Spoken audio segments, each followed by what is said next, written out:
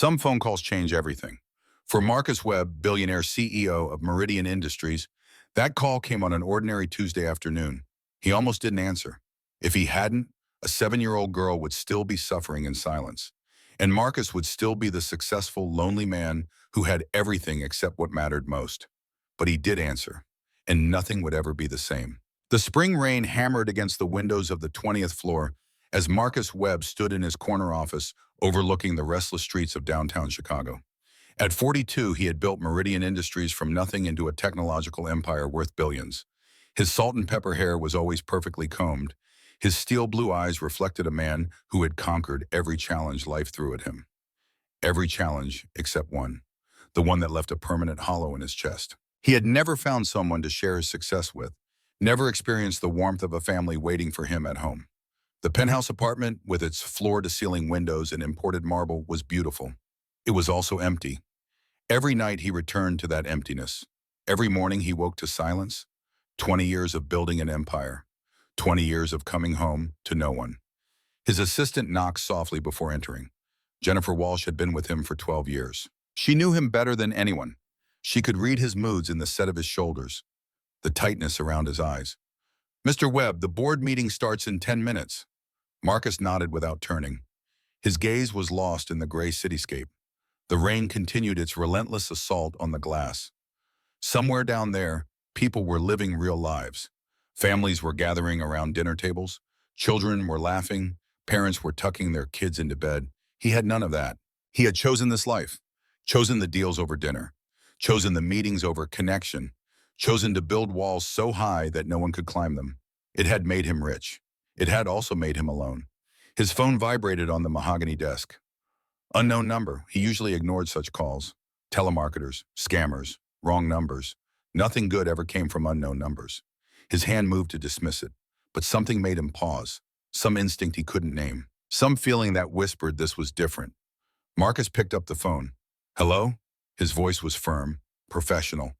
The voice that commanded boardrooms and sealed billion-dollar deals.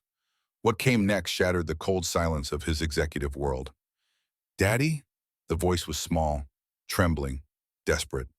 "Daddy, I've been cooking for 3 years. I'm so tired. My hands hurt. Please come get me." Marcus froze. His heart, so controlled and measured, stumbled. The rain seemed to fade. The office seemed to disappear. There was only that voice.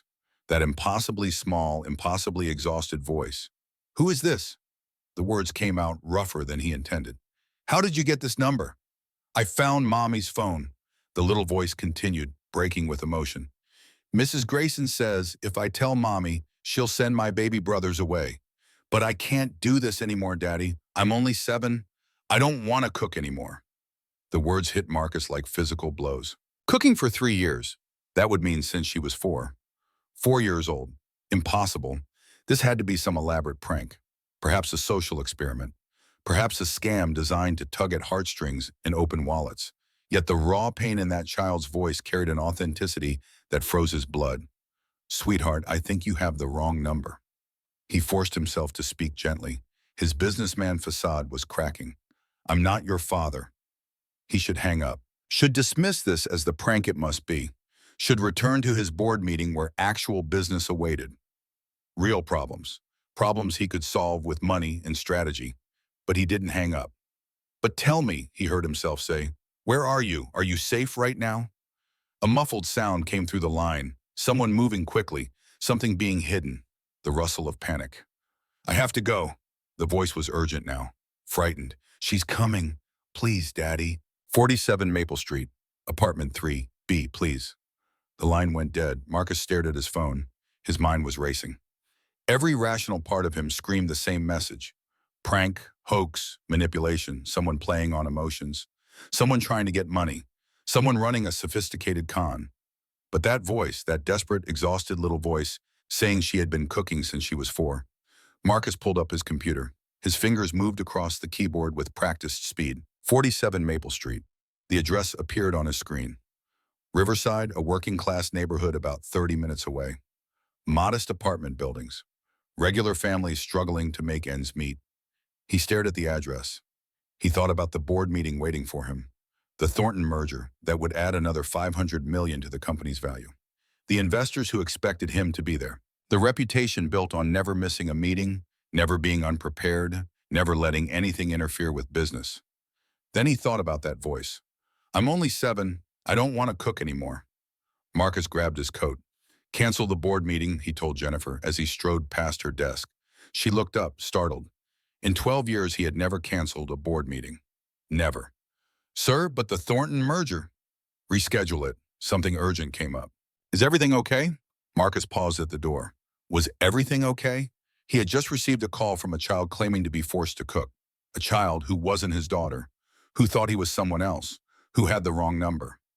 He should ignore this. He should return to his office, make the call, and move on with his day. But 12 years ago, Marcus had been in foster care. He had been 10 years old. There had been another child in that home, 8 years old, small, quiet, always wearing long sleeves even in summer. Marcus had seen the bruises, had heard the crying at night, had known something was terribly wrong. He had said nothing. 3 months later, that child was gone, removed from the home, sent somewhere else. Marcus never knew where, never learned what happened. But he remembered those eyes, those terrified, pleading eyes that seemed to beg someone, anyone, to notice, to care, to help. Marcus had been too afraid to speak up, too worried about his own safety, too young to understand that silence could be its own form of cruelty. He was not that scared 10-year-old anymore. I'll be back when I can, he told Jennifer. Then he was gone. The drive to Riverside felt eternal. Marcus's knuckles were white on the steering wheel as he navigated through traffic. That small voice kept echoing in his mind. Daddy, I've been cooking for 3 years.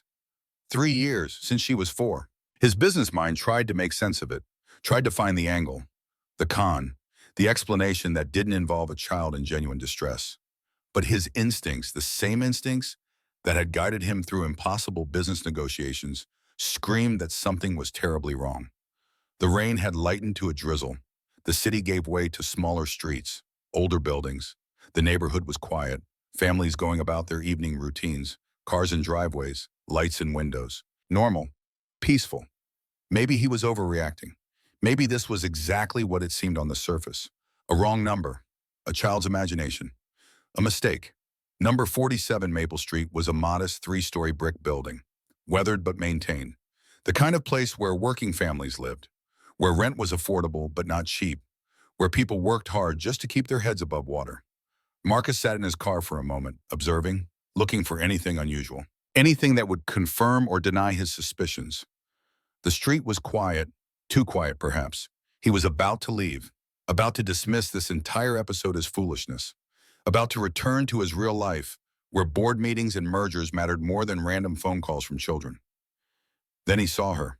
A little girl appeared at a 3rd-floor window, no more than 7 years old, blonde hair tied in a messy ponytail. Even from the distance, even through the rain-streaked windshield, Marcus could see how small she was, how thin her arms were, how her small frame seemed to carry a weight far too heavy for a child. She was looking down at the street, searching, her small face pressed against the glass. Their eyes met, just for a second, just long enough for Marcus to see the hope flare in her expression, the desperate, heartbreaking hope that someone had come, that someone had answered her call. Then she disappeared from view. Marcus was out of his car and climbing the stairs to the 3rd floor before he consciously decided to move. His heart pounded, his mind raced. What was he doing? Invading a stranger's privacy based on a phone call? What if he was wrong? What if this family called the police on him? But what if he was right? What if that little girl needed help and he walked away? He reached apartment 3B. Inside, he could hear voices, children crying, an adult woman's sharp tone cutting through the sound. Then silence, sudden and complete. The kind of silence that comes when someone realizes they're being watched. Marcus knocked. The door opened a crack. A security chain held it in place. A woman in her 50s peered out, graying hair, cold eyes, a practiced expression of annoyance. Yes? Can I help you? My name is Marcus Webb. I received a phone call from this address, a little girl who seemed to be in distress. The woman's expression hardened. Ice formed in those cold eyes. I don't know what you're talking about. You must have the wrong apartment. I don't think I do. Marcus let his voice take on the authoritative tone that made boardrooms fall silent, the tone that told people he was not someone to be dismissed. A 7-year-old girl called me claiming she's been forced to cook for 3 years. She gave me this exact address. That's ridiculous. The woman started to close the door. Now, if you'll excuse me, Mrs. Grayson, Marcus said the name the child had mentioned, watching the woman's face carefully. Her eyes widened, just for a fraction of a second. Just enough. Caught. I'm calling the police if you don't leave immediately. Please do. Marcus pulled out his phone. His voice was calm, controlled. The voice of a man who always had a plan. In fact, let me help you with that. I'm sure they'll be very interested in investigating a claim of child endangerment. The standoff lasted only seconds. It felt like hours. Then a new voice came from inside the apartment. Weak, exhausted, but determined. Mr. Webb, is that really you? Marcus's chest tightened. Through the crack in the door, he could see her now. The little girl from the window. She was even smaller up close. Her face was pale with exhaustion. Her eyes carried a weariness that no child should ever know. And her hands. God, her hands were wrapped in makeshift bandages, stained with what looked like old burns. Yes, sweetheart, I'm here. He kept his voice soft despite the rage building in his chest. Can you tell me your name? Sophie. The word was barely a whisper. Sophie Torres, are you really going to help us? Before Marcus could respond, three identical small faces appeared behind Sophie. Triplet boys, around 4 years old, same blonde hair, same blue eyes. They clung to their sister's legs. Their faces were streaked with recent tears. Their clothes were rumpled and stained. These are my brothers. Sophie's voice carried a tired but protective tone. Ethan, Mason, and Dylan. I take care of them. Marcus felt something break inside him. The scene before him was everything wrong with the world condensed into one moment. A 7-year-old child, barely bigger than a doll herself, serving as a parent to 3 preschoolers. Her hands damaged from cooking. Her childhood stolen. Her brothers depending on her for survival. It was unbearable. It was unacceptable.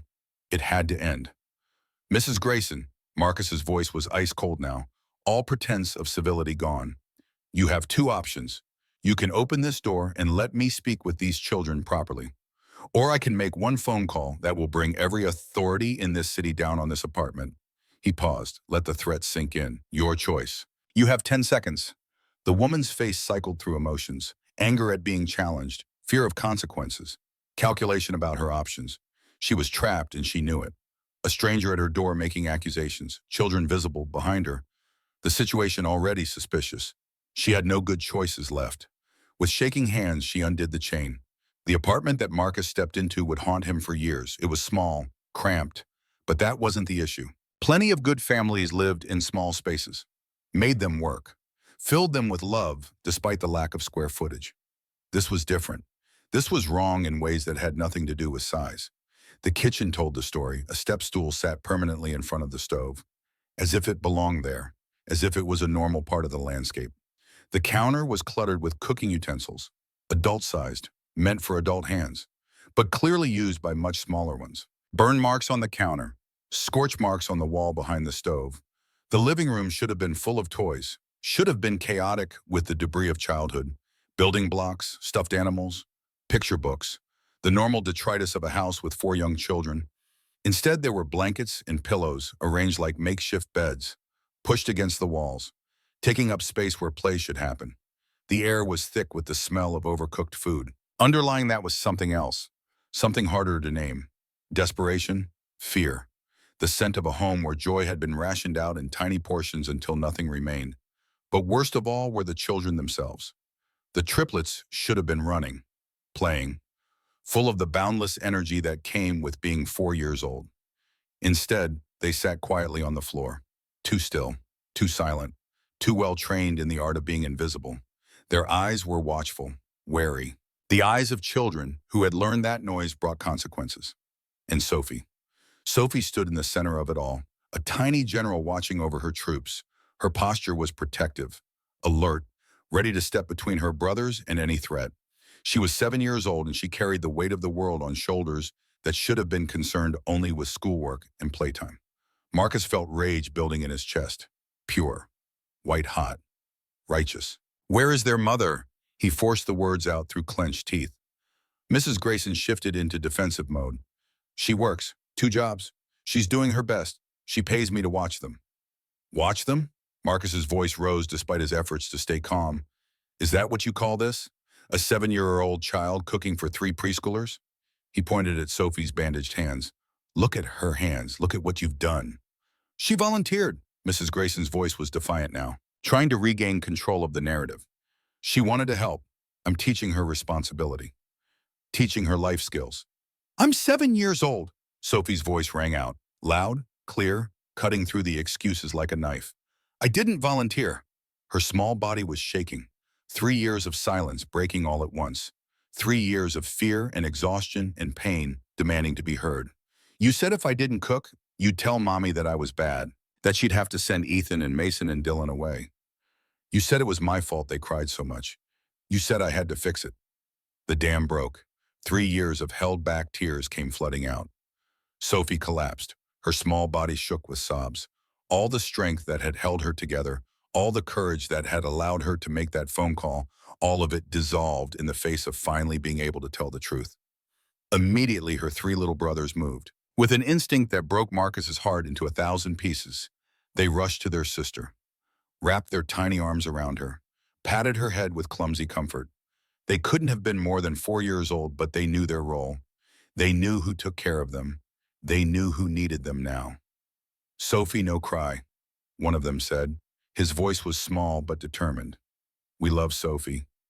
Marcus knelt down, bringing himself to the children's level, making himself smaller, less threatening. He had negotiated with kings and presidents, had stared down corporate raiders and hostile takeovers. None of that had prepared him for this, for the raw vulnerability of 4 children who had suffered in silence. Sophie, sweetheart, listen to me. His voice was gentle now, all the anger channeled somewhere else, put aside so he could be what these children needed. None of this is your fault.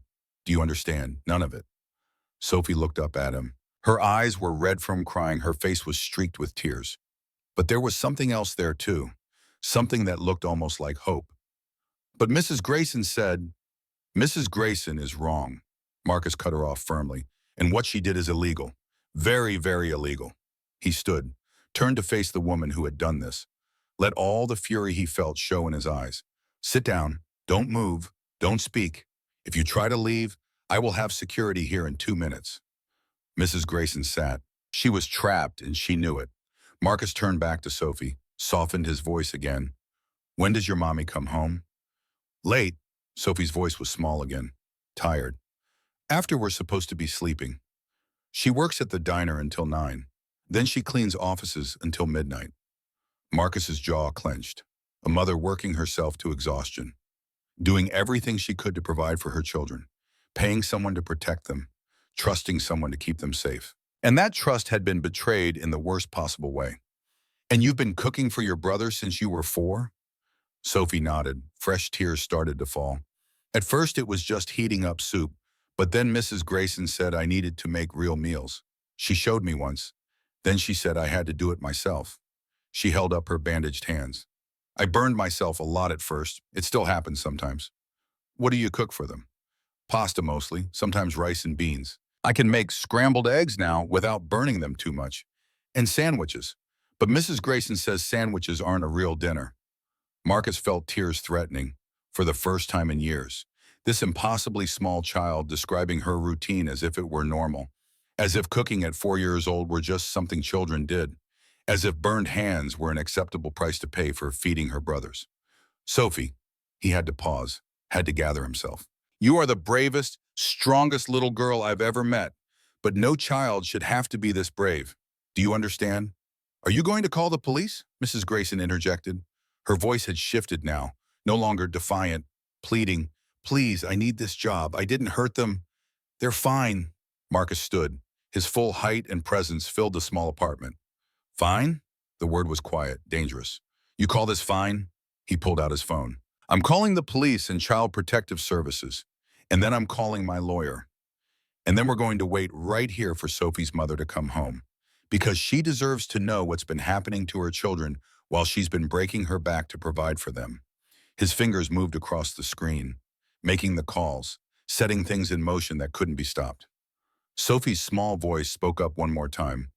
Mr. Webb, thank you for coming. I didn't think anyone would come. Marcus looked at her, this impossibly small child with impossibly huge eyes. This 7-year-old who had suffered for 3 years in silence. This little girl who had been brave enough to call a stranger and ask for help. He made a promise. Silent but binding, whatever it took, whatever resources he had to use, whatever influence he had to leverage. He would make sure this family was protected. He would make sure Sophie got her childhood back. He would make sure justice was served. He didn't know it yet, couldn't see the future, couldn't predict how this moment would transform his life. But somewhere deep inside, something fundamental had shifted. The hollow in his chest had begun to fill, and Marcus Webb would never be the same again. The triplets had fallen asleep on the floor, curled around each other like puppies seeking warmth and comfort. Their small bodies rose and fell with the steady rhythm of exhausted children. Even in sleep, they stayed close, protective of each other. A unit that had learned survival meant staying together. Sophie sat guard beside them, despite everything, despite the tears that had just stopped flowing, despite the bandaged hands and the exhaustion that made her small shoulders sag. She was still watching over her brothers, still playing the role she had been forced into 3 years ago, still being the parent when she should have been the child. Marcus watched her from across the room. His phone was already out, already dialing. The first call went to 911, emergency services. A calm, professional voice answered. 911, what's your emergency? I'm at 47 Maple Street, apartment 3B. I need police and child protective services out immediately. There are 4 children here who have been suffering abuse and neglect. The operator's voice sharpened, became more focused. Sir, are the children in immediate danger? Marcus looked at Sophie, at her bandaged hands, at the triplets sleeping on a floor that should have had beds, at Mrs. Grayson sitting in her chair, silent now, knowing her world was about to collapse.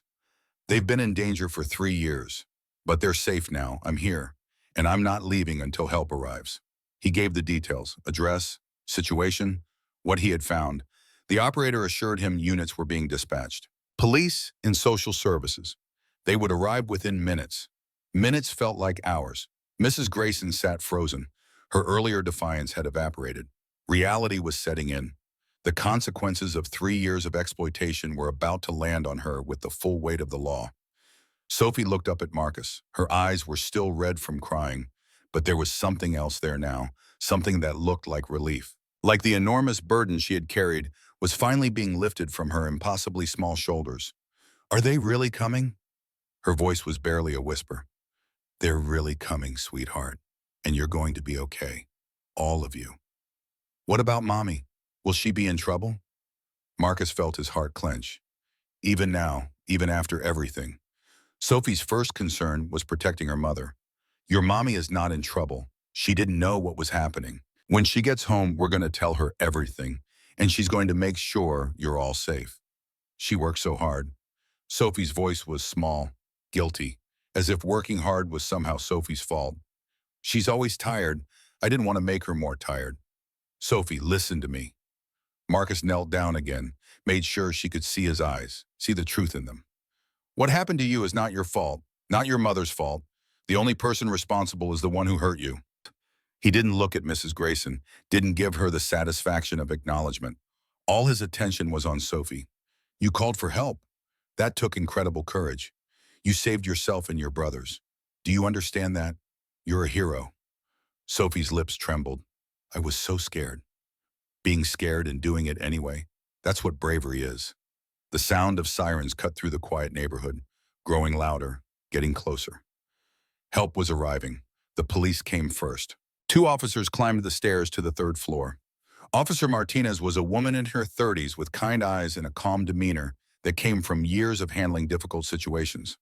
Her partner, Officer Brennan, was older, more weathered, the kind of cop who had seen too much but still showed up every day to try to make a difference.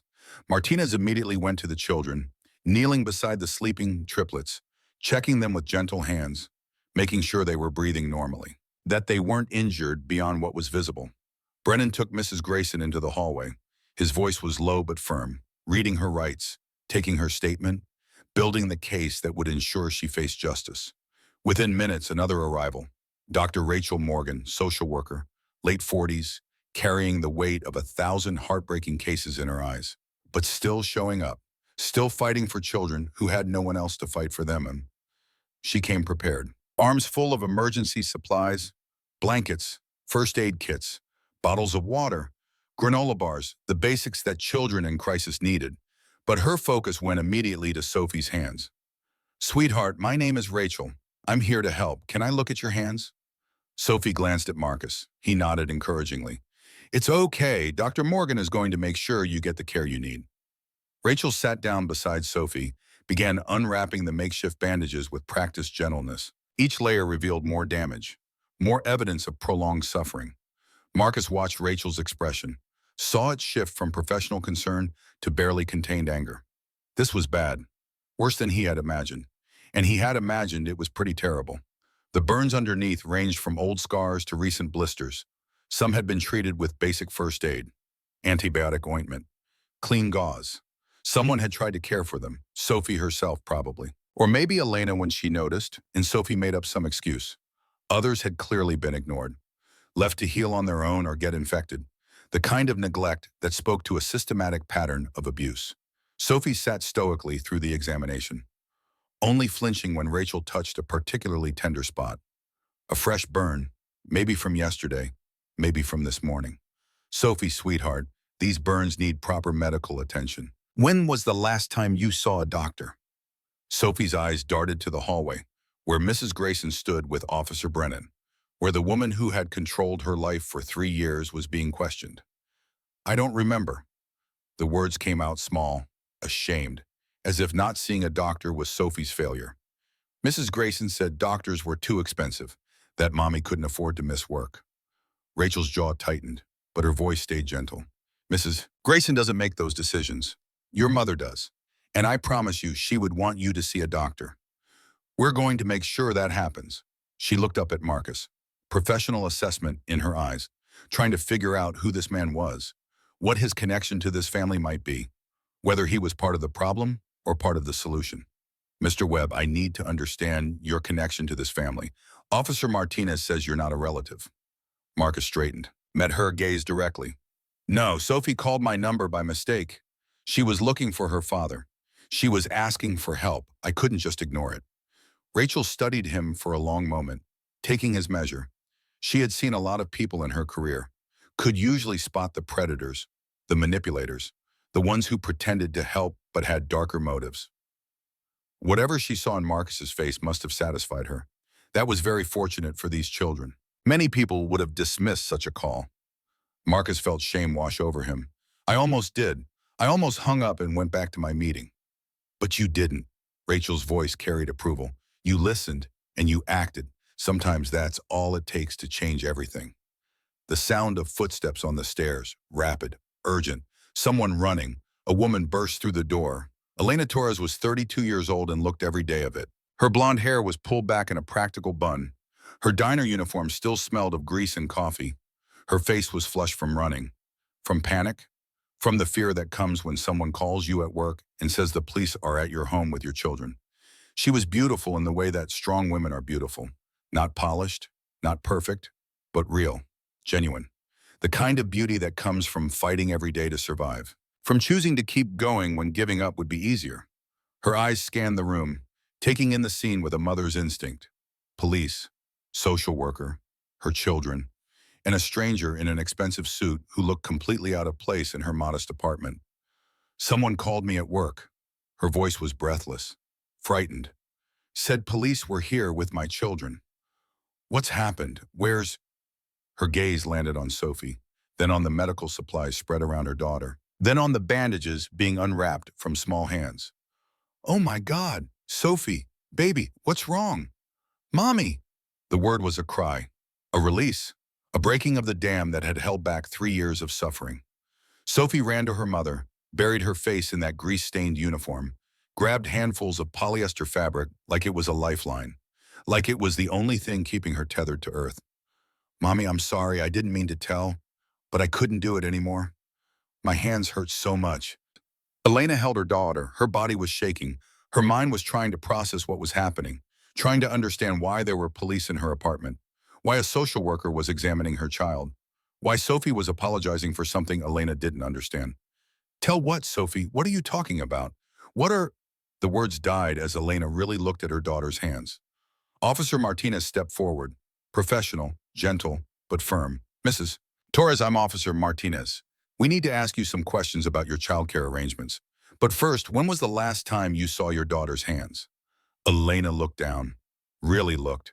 Sophie had been wearing long sleeves lately. Said she was cold. Elena had been too tired, too rushed, too focused on just getting through each day to question it. Now she took her daughter's small hands in her own. The bandages were mostly removed. The damage was visible. Burns, multiple burns, different ages, different stages of healing. Elena's face went white, then red, then white again. What? How? The words were barely a whisper. Dr. Rachel Morgan spoke. Her voice was gentle, but the words were devastating. Mrs. Torres, your daughter has burns consistent with prolonged exposure to cooking surfaces. Multiple burns of varying ages. She states she's been cooking meals for her brothers for approximately 3 years. Were you aware of this arrangement? The room seemed to tilt. 3 years. Sophie had been cooking for 3 years, since she was 4 years old. Cooking? Elena's voice rose, disbelief turning to horror. She's 7 years old. Of course I wasn't aware. I would never. She couldn't finish the sentence. Couldn't find words big enough to express the horror, the guilt, the rage that was building in her chest. She spun toward the hallway, toward where Mrs. Grayson stood with Officer Brennan. Linda, the name was ice. What did you do to my baby? Mrs. Grayson opened her mouth, started to formulate some excuse, some explanation that would make this seem less terrible than it was. Elena didn't let her speak. Explain? The fury was volcanic now, erupting. You were supposed to watch them. I paid you every week, gave you extra for food, trusted you with the most precious things in my life. And you made my 7-year-old daughter cook. She started moving toward Mrs. Grayson, every instinct screaming to hurt this woman who had hurt her child, to make her suffer the way Sophie had suffered. Officer Brennan stepped between them, firm but understanding. Mrs. Torres, I understand your anger, but you need to step back. Let us handle this. Handle this? She tortured my daughter, and she'll face consequences, but not like this. Not with you catching a charge too. In the chaos, Marcus moved, not toward the adults fighting, toward the children. The triplets had woken up, confused by the noise, frightened by the anger in their mother's voice. They didn't understand what was happening, only knew that the adults were upset and that usually meant trouble. Marcus knelt beside them, made his voice gentle, calm, an anchor in the storm. It's okay, guys, your mommy's here now. Everything's going to be all right. 3 pairs of blue eyes stared at him, identical faces showing identical expressions of uncertainty. Who was this stranger? Why was he here? Could they trust him?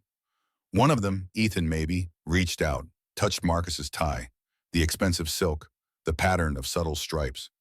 Pretty. The word was so simple, so innocent, so completely disconnected from the chaos around them. Marcus felt his throat tighten. Thank you, buddy. He managed a smile. You know what? You're pretty brave. All 3 of you. Another triplet spoke up. Mason, based on the slight difference in the way his hair fell. We have Sophie. The third, Dylan, nodded seriously. Sophie takes care of us. Marcus looked at the 3 little boys, at their absolute faith in their sister, at the way they instinctively knew she was their protector, their provider, their parent in all the ways that mattered. She does, doesn't she? But you know what? Sophie is still a little girl, just like your little boys. And little kids shouldn't have to take care of other little kids all by themselves. That's what grown-ups are supposed to do. Ethan considered this. Like mommy? Exactly like mommy.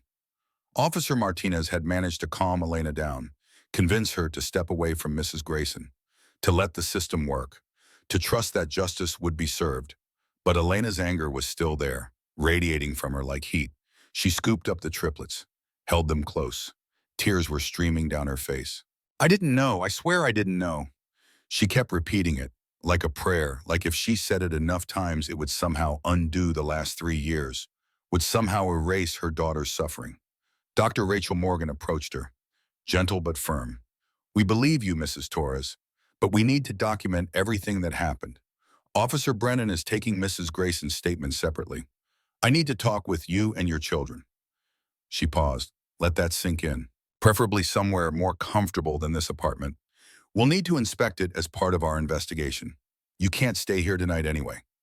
Elena looked around, at the apartment she had worked so hard to afford, at the place she had thought was keeping her children safe. It had become a crime scene, evidence of her failure, proof that while she was working herself to exhaustion, her daughter was suffering. Where are we supposed to go? I can't afford a hotel. I barely make rent as it is. Marcus cleared his throat. All eyes turned to him. If I may make a suggestion. His voice was calm, professional. I have a suite at the Riverside Hotel that I keep for business associates visiting from out of town. It's empty right now. Mrs. Torres and her children could stay there tonight. Give everyone some space to process this. Elena looked at him, really looked at him for the first time, taking in the expensive suit, the confident bearing. The way he stood, like someone used to being in control, her eyes narrowed. Mother's suspicion, protective instinct, wondering what this stranger wanted. And you are? Marcus Webb, the person Sophie called today. She thought I was her father. Elena's expression shifted, softened, then crumbled. She let out a bitter laugh, the kind that has no humor in it, only pain. Her father left before the triplets were born, said 4 kids was too much responsibility. She paused. Let the irony sink in. Too much responsibility for a grown man, but apparently perfect for a 4-year-old girl to handle. The words hung in the air. Indictment of the man who had abandoned them. Indictment of the system that had failed them. Indictment of Elena herself for not seeing what was happening. Rachel interjected. Mrs. Torres, Mr. Webb's offer is generous. And honestly, it would be better than staying here tonight. The alternative is a temporary shelter facility. Elena looked at her children, at Sophie with her damaged hands, at the triplets clinging to her, all of them exhausted, confused, frightened. She had spent 4 years fighting to protect them, to provide for them, to give them a home and safety and love. And in one night, she had discovered she had failed at the most basic level. She had left them with someone who hurt them, who exploited them, who stole her daughter's childhood. The fight went out of her. Okay, the word was quiet. Defeated. Thank you, Mr. Webb, that's very kind. Please, call me Marcus. The next hour was a blur of activity. Statements were taken, details recorded, evidence collected. Mrs. Grayson was led away in handcuffs. The charge was child endangerment. More charges would likely follow. The investigation was just beginning. Elena was given a preliminary list of medical appointments for Sophie, specialists who could treat the burns, therapists who could help with the trauma, a whole team of professionals who would now be part of their lives. Marcus arranged for his driver to pick up his car from Maple Street. He would drive the Torres family to the hotel himself, in Elena's aging minivan that sputtered and wheezed with every mile. The rain had stopped. The streets were slick and shining under the streetlights. The city was settling into its evening rhythm. People heading home from work, families gathering for dinner. Normal life continuing while one family's world had been turned upside down. Marcus drove carefully. Elena sat in the passenger seat, silent. Her hands were clenched in her lap. Her mind was clearly racing, processing, trying to make sense of the senseless. In the back, Sophie sat between 2 of her brothers. The third was strapped into a car seat on her other side. Despite everything that had happened, despite the revelation, despite the police and the social worker and the stranger now driving them to a hotel, Sophie was still taking care of her brothers. She was playing a simple hand game with them, her bandaged hands moving carefully, making them smile, making them laugh, giving them something normal in a night that had been anything but, still protecting them, still being the parent. Elena spoke suddenly. Her voice was thick with emotion. I keep meaning to get it fixed. She was talking about the van, the way it rattled and coughed. But between rent and groceries and paying Linda, her voice broke. God, I was paying her to hurt my daughter. Marcus kept his eyes on the road, kept his voice gentle. You were paying her to protect your children. She's the one who betrayed that trust. This isn't your fault, Elena. Isn't it? The words were sharp, accusing, directed at herself. I was so focused on keeping us fed and housed that I didn't see what was happening right in front of me. What kind of mother does that make me? Marcus glanced in the rearview mirror, at Sophie playing with her brothers, at the way she made them smile even through her own pain. It makes you a mother doing her best in an impossible situation. You're working 2 jobs to support 4 kids alone. That's not failure, Elena. That's heroism. Elena turned to look at him. Really look at him, trying to understand this stranger who had answered a random phone call and turned their lives upside down. Why are you doing this? Helping us? You don't know us. Marcus was quiet for a moment, trying to find the right words. Honestly, because when Sophie called me today, something inside me woke up.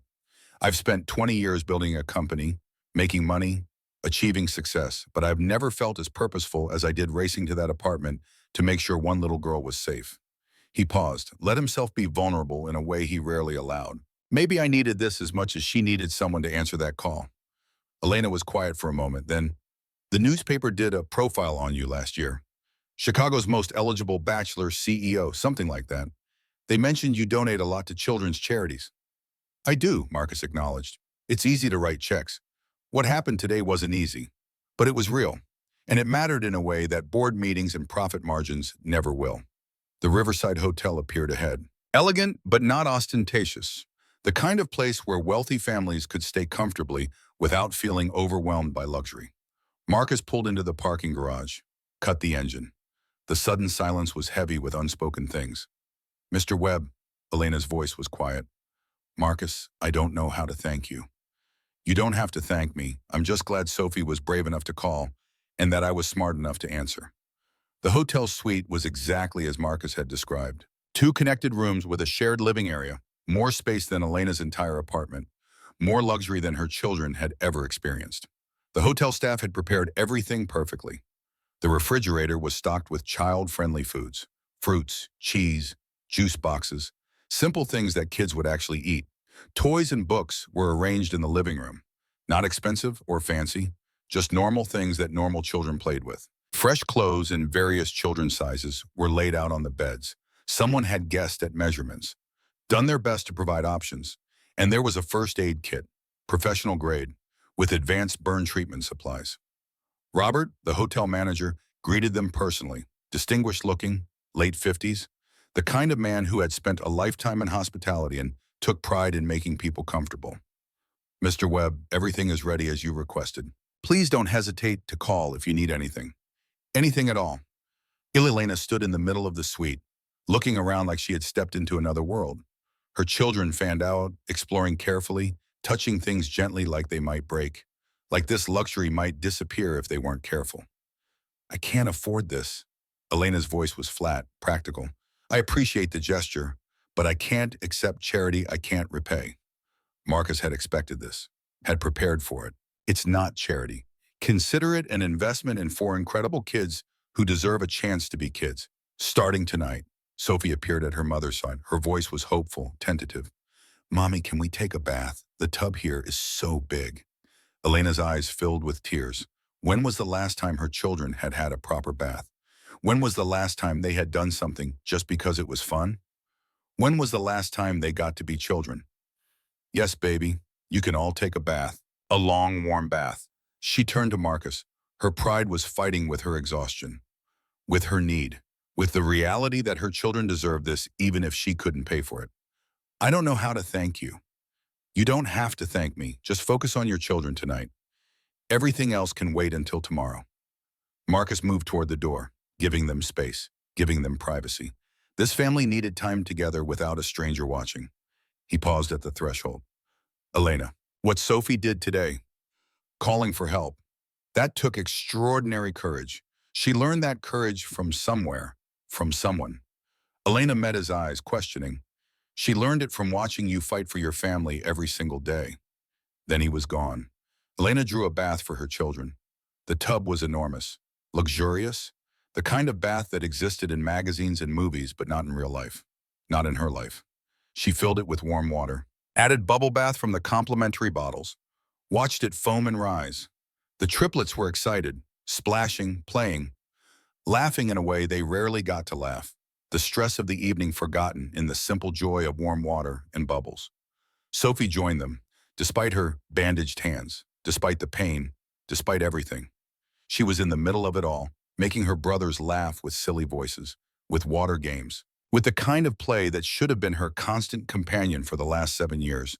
Elena watched through tears, her daughter, her brave, beautiful daughter, who had suffered in silence to protect her brothers, who had called a stranger because she was too afraid to tell her own mother, who had carried a burden that would have broken most adults.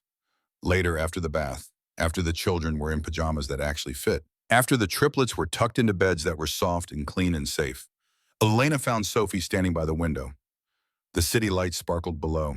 Chicago at night, beautiful and distant and full of lives being lived.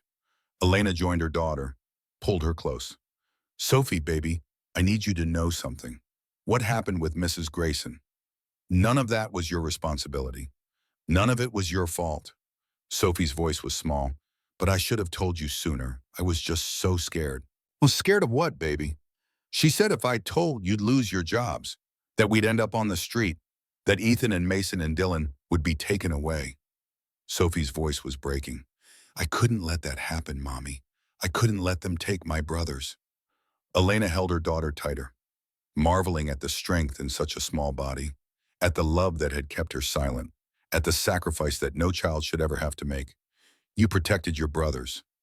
You were so brave. But sweetheart, you're 7 years old. You should be protected, not doing the protecting. Sophie tried to smile. I'm almost 8. My birthday's next month. I know, baby, and we're going to celebrate it properly this year. I promise. They stood together, mother and daughter, looking out at the city. Sophie's voice was quiet when she spoke again. Mommy, is Mr. Webb going to be our new daddy? Elena was caught completely off guard. What? No, sweetie. Mr. Webb is just a kind man who helped us today. Sophie sounded disappointed. Oh, I think he'd be a good daddy. He was really nice to Ethan and Mason and Dylan, and he came when I called. She paused. Real daddies are supposed to do that, right? Elena felt her heart crack a little more. Yes, honey, real daddies are supposed to do that. She tucked Sophie into bed, watched her daughter's eyes close, saw the tension finally leave those small shoulders. For the first time in 3 years, Sophie could sleep without worrying about what tomorrow would bring, without planning meals in her head, without fear. Elena returned to the living room, sat on the impossibly comfortable couch, let herself feel everything she had been holding back. The horror of discovering what her daughter had endured, the rage at Mrs. Grayson's exploitation, the overwhelming guilt at not seeing what was happening, and underneath it all, something else, something confusing and unexpected. An awareness of Marcus Webb, his kindness, his immediate action, the way he had handled her children with such natural gentleness, the way he had looked at Sophie not with pity, but with respect, the way he had spoken to Elena not as a charity case but as an equal. She shook her head, dismissed the thoughts as ridiculous. He was a billionaire CEO who had helped them in a crisis. Tomorrow they would return to reality, to the hard work of finding new childcare, of dealing with legal proceedings, of figuring out how to afford proper medical treatment for Sophie's hands. Men like Marcus Webb didn't stay in the lives of working-class mothers with 4 kids. But as she drifted off to sleep on the impossibly comfortable hotel bed, Elena couldn't help remembering the way he had knelt beside her children, the way he had spoken to them with such genuine care, the way he had looked at her when he said Sophie had learned courage from watching her mother fight. Despite everything, despite the trauma of the day, despite the uncertainty of tomorrow, Elena felt something she hadn't felt in years, hope. And in his penthouse across the city, Marcus Webb stood at his window, looking out at the lights, thinking about 4 children who had changed his life in a single afternoon.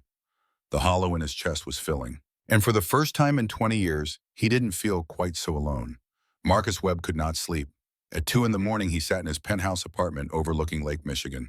The city sprawled below him, millions of lights creating a tapestry of human life. Somewhere down there, people were living, loving, building families, creating memories.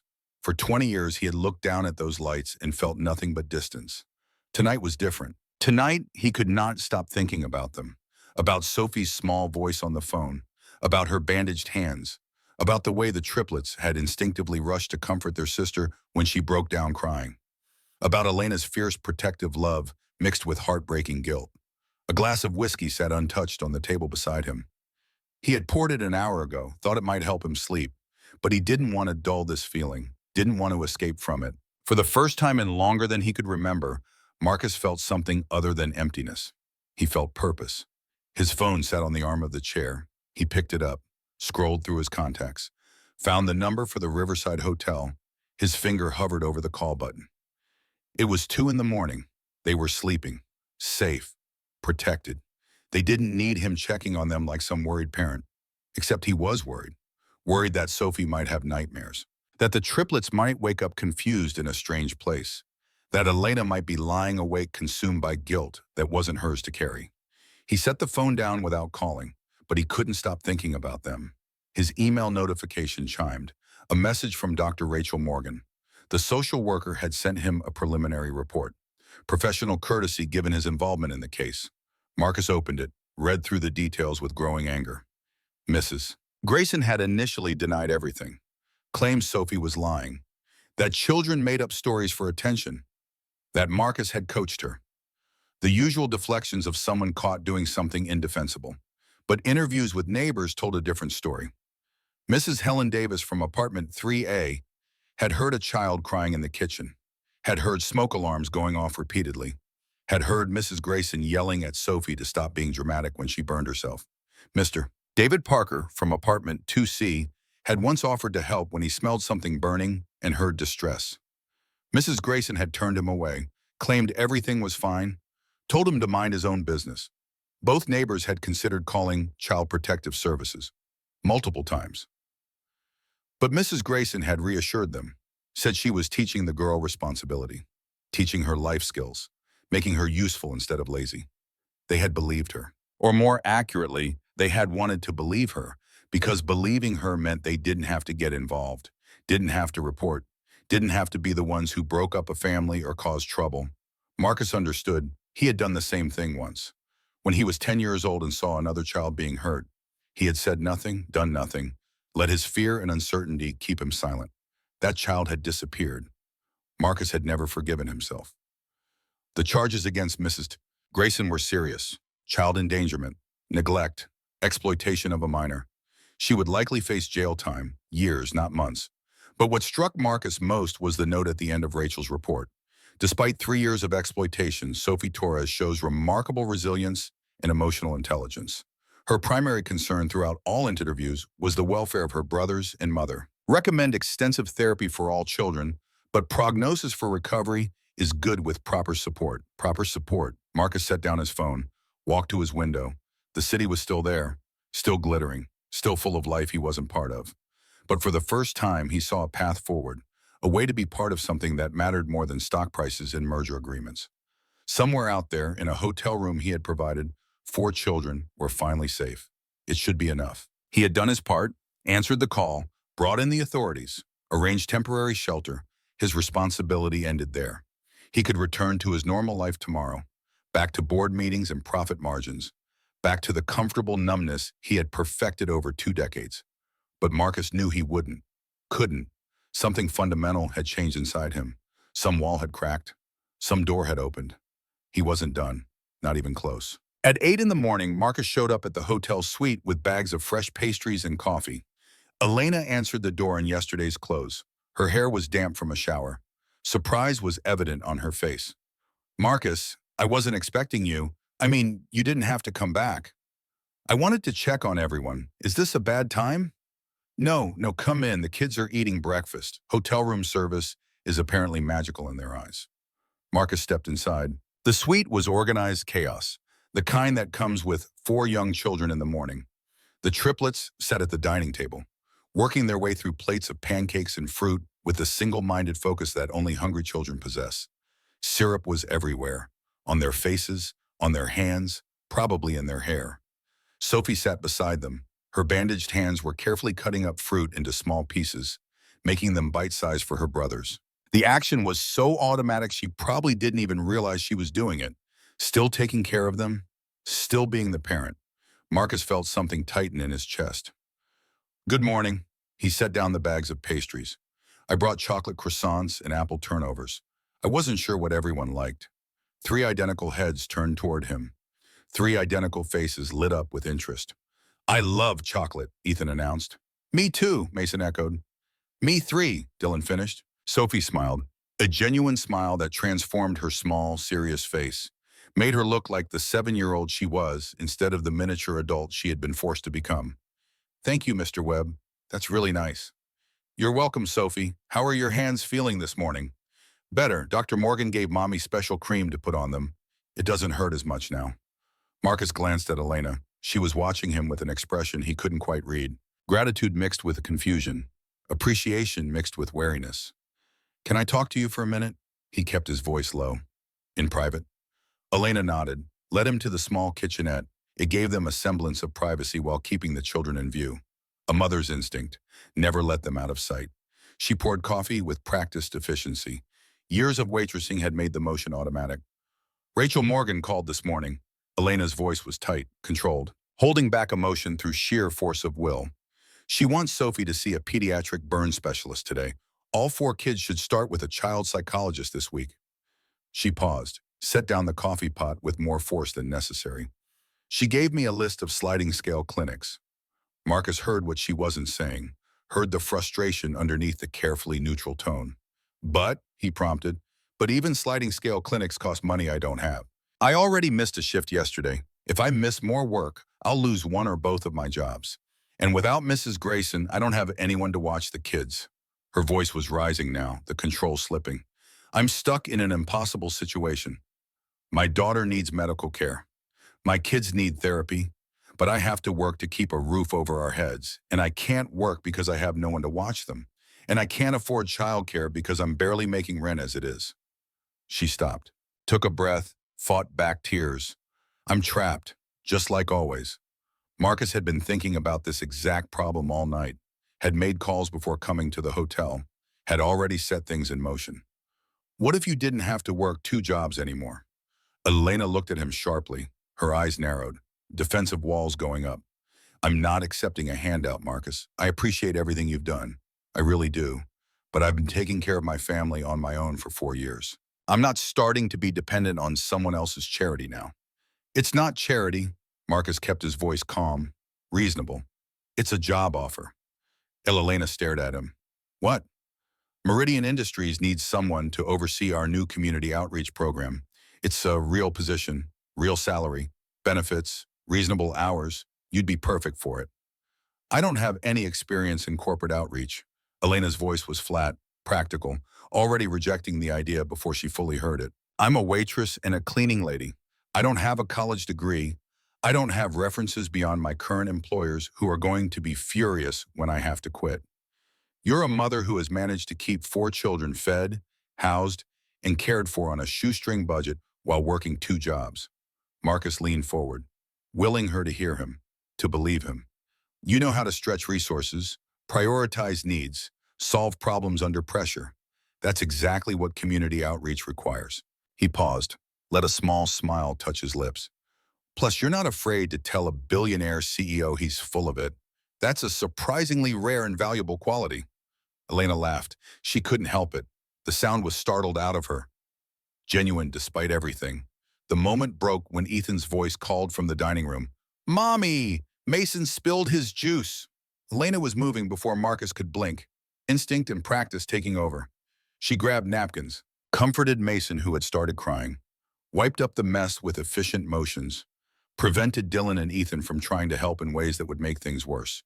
She handled the small crisis without losing patience, without raising her voice, just efficiently solving the problem while making Mason feel better about his mistake. Marcus watched, saw exactly what he had described. Problem solving under pressure, calm in chaos, making people feel valued even in their failures. When Elena returned into the kitchenette, he was ready. See, that's exactly the kind of problem solving I need. Elena studied him for a long moment, really looked at him, trying to see past the expensive suit and the polished exterior, trying to understand why this stranger was helping them. Why are you really doing this? And please don't say it's just because Sophie called you. There's more to it than that. Marcus had known this question was coming, had prepared an answer. But now, facing Elena's direct gaze, he found himself telling the truth instead. My parents died when I was 12. Car accident. I went into the foster care system. He watched her expression shift. Surprise, then sympathy. Some homes were good, some were terrible, but I learned early that most people don't actually see struggling kids. They walk past them every day and just don't see them. He paused, let himself be vulnerable in a way he rarely allowed. Yesterday, Sophie called me and I almost didn't answer. I almost was one of those people who don't see. But I did answer, and it changed something in me. Made me realize that all the money and success in the world doesn't mean anything if I'm not using it to actually help people who need it. Lena's expression softened. I'm sorry about your parents. It was a long time ago, but it shaped who I became. Maybe it prepared me to understand, at least a little bit, what your kids are going through. The newspaper profile mentioned you were an eligible bachelor. Elena's voice was careful now. Testing. No family? No, I dated over the years, but nothing stuck. I threw myself into work. It was safer than risking real connection. He met her eyes. Until yesterday, when a 7-year-old girl reminded me what actually matters. 2 weeks passed in a blur. Elena started her position at Meridian Industries. The office was bright, modern, with windows that overlooked the Chicago River. Her colleagues were welcoming, professional, treated her like an equal instead of hired help. The work itself was challenging but meaningful, coordinating community programs, connecting struggling families with resources, building partnerships with local organizations. It felt important in a way her previous jobs never had, but the transition wasn't easy. Sophie's medical appointments revealed the full extent of the damage. Dr. Elizabeth Barnes was the pediatric burn specialist, late 50s, calm demeanor, the kind of doctor who had seen too much suffering but still chose compassion over cynicism. She examined Sophie's hands with gentle thoroughness, took x-rays, documented every scar, every healed burn, every injury that told the story of 3 years of exploitation. The good news, doctor, Barnes explained to Elena and Marcus in her office, is that most of these are superficial burns. Second degree at worst. There's no significant nerve damage, no loss of function. She pulled up images on her computer, showed them the healing progression. With proper care, moisturizing, and possibly some scar reduction treatments, when she's older, her hands will be fine. She'll have full use of them. Elena felt relief wash through her. And the bad news? Doctor. Barnes's expression became more serious. The bad news is that these scars will be visible, permanent reminders of what she went through. And at 7, almost 8, Sophie is at an age where she's starting to become aware of how others perceive her. Marcus saw it immediately. She's already hiding her hands. Elena nodded. At school, she keeps them in her pockets. When other kids ask what happened, she mumbles something about a cooking accident and changes the subject. That's not uncommon. Dr. Barnes was sympathetic but honest. Trauma victims often feel shame about their visible scars, like they're evidence of something they did wrong. We need to watch for signs of self-consciousness or anxiety about her appearance. She turned to Elena. I'm recommending therapy for all 4 children, someone who specializes in childhood trauma. Dr. Rachel Morgan took on that role. The social worker had training in child psychology, had worked with abuse victims for 20 years, knew how to help children process experiences that no child should have to process. The first session was just Sophie, alone with Rachel in a comfortable office filled with toys and art supplies. Safe spaces for children to express what words couldn't capture. Sophie drew pictures, disturbing images that made Elena cry when Rachel showed them to her later. Sophie at a stove, flames rising around her like monsters, her hands reaching toward fire, her brothers crying in the background. Mrs. Grayson as a shadowy figure, looming, threatening. In every picture, Sophie was alone, small, overwhelmed. She's processing, Rachel explained to Elena and Marcus during a follow-up meeting. Using art to express what she can't say out loud. It's actually a good sign, better than suppressing it. Will she be okay? Elena's voice was small, frightened. Yes. Rachel was confident. Sophie has significant trauma. PTSD, symptoms, nightmares. She's hypervigilant, protective of her brothers to an unhealthy degree. She flinches when anyone raises their voice. She paused, made sure Elena heard the next part. But she has something many trauma victims don't have. She has you, a mother who loves her, who's fighting for her, who's getting her help instead of ignoring the problem. Rachel looked at Marcus. And she has someone who answered when she called, who believed her, who acted. She closed the folder. The trial's going to be difficult, having to testify about what happened, facing Mrs. Grayson again. It could re-traumatize her, but I think with proper preparation and support, Sophie can handle it. The trial, Lena's voice was hollow. How long? The prosecutor, Sarah Mitchell, wants to move quickly. She's talking 8 weeks from now. 8 weeks. 2 months to prepare a 7-year-old to relive her trauma in front of strangers. Through all of it, Marcus was there. Not overbearing, not intrusive, but present. He attended medical appointments when Elena needed support, sat in waiting rooms while Sophie was examined, provided a calm presence when everything felt overwhelming. He picked up the triplets from their new daycare when Elena had late meetings, The boys loved him, talked about him constantly, asked when Uncle Marcus was coming over. He showed up on Saturday mornings with groceries, stayed to help with household chores, fixed the leaky faucet in Elena's bathroom, assembled the new bunk beds she had bought for the triplets. Slowly, carefully, he was becoming part of their lives. Elena noticed. How could she not? One evening, after he had spent 3 hours helping the triplets build an elaborate fort from couch cushions, she pulled him aside. You don't have to do this. Her voice was quiet but firm. You've already done so much. Given me a job. Helped us find a better apartment. Connected us with resources. Marcus had helped them move 2 weeks ago. The new place was bigger, safer, in a better neighborhood. Still modest, but worlds better than Maple Street. You don't owe us your free time too. Marcus looked at her, really looked at her, saw the wall she was trying to maintain, the distance she was trying to keep. Elena, I'm not here because I owe you anything. I'm here because I want to be here. He let the words hang between them. Because when I'm not here, I'm thinking about being here. Is that okay? Elena felt her heart skip. Over the past weeks, she had been trying to maintain emotional distance, to protect herself and her children from getting too attached, from depending on someone who might disappear when things got hard. Every man in her life had done exactly that. Her father, Sophie's father, even casual dates who vanished the moment they learned she had 4 kids. But Marcus kept showing up, kept being patient with the triplets' chaos, kept being gentle with Sophie's trauma, kept being respectful of Elena's boundaries. He genuinely seemed to enjoy the messy reality of their lives. It's okay, she heard herself say. More than okay. The words felt dangerous, like admitting something she wasn't ready to admit. The kids adore you. Sophie asks about you every day. The boys think you're some kind of superhero. And what do you think? The question was quiet, direct, unavoidable. Elena felt herself blush. She hadn't blushed in years. I think you're dangerous. Marcus raised an eyebrow. Dangerous? To my carefully constructed walls, to my determination to do this all on my own, to my belief that people like you don't actually exist in real life. People like me? Marcus's voice was gentle, curious, kind, patient, present, real. Elena shook her head, trying to make sense of it. Every man I've known has run at the first sign of difficulty. My father left when I was 10. Sophie's father disappeared when he found out I was pregnant with triplets. Even casual dates would vanish once they realized I had kids. She looked at him. But you showed up to help a stranger's child, and you're still here, building cushion forts and reading bedtime stories. It doesn't make sense. Marcus smiled, that rare, genuine smile that transformed his usually serious face. Maybe it doesn't have to make sense. Maybe some things just are. The moment was broken by a crash from the kitchen.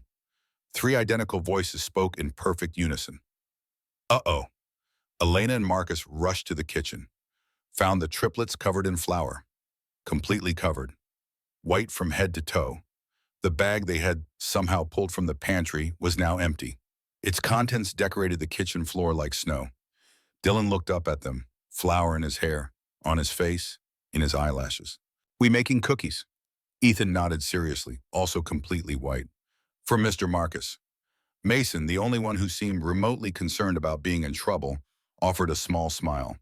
Surprise? Elena corrected their pronunciation automatically, then caught Marcus's amused expression.